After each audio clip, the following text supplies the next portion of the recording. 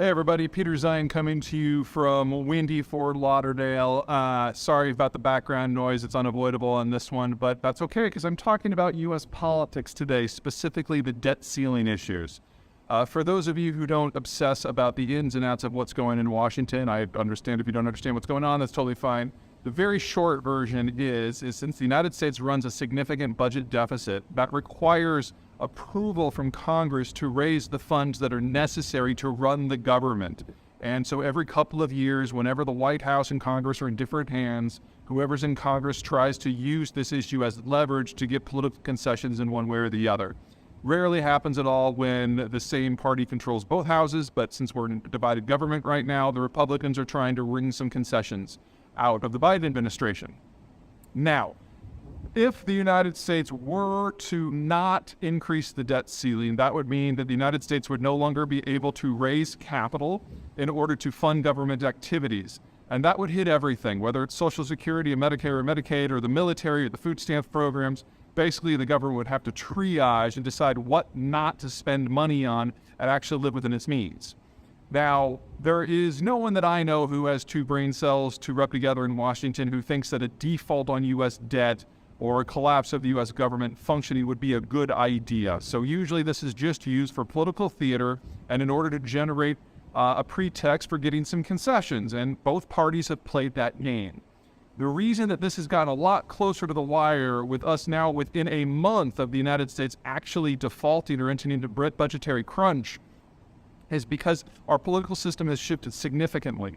Now, for those of you who have been following me for a while, you know that I'm of the belief that we're going through a political transition that we go through once in every generation or two.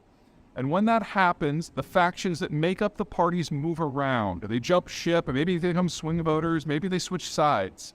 And while that's going on, everything is remarkably fluid and very angry, and social media certainly hasn't helped.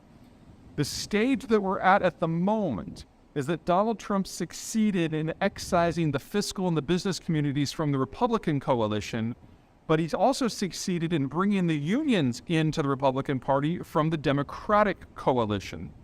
And Joe Biden, now that he's president, has been at least partially successful at breaking up the unions and the Republicans in trying to get the unions back. And what this means is that the unions, the fiscals, and the business conservatives are all in flux and all are basically swing voters.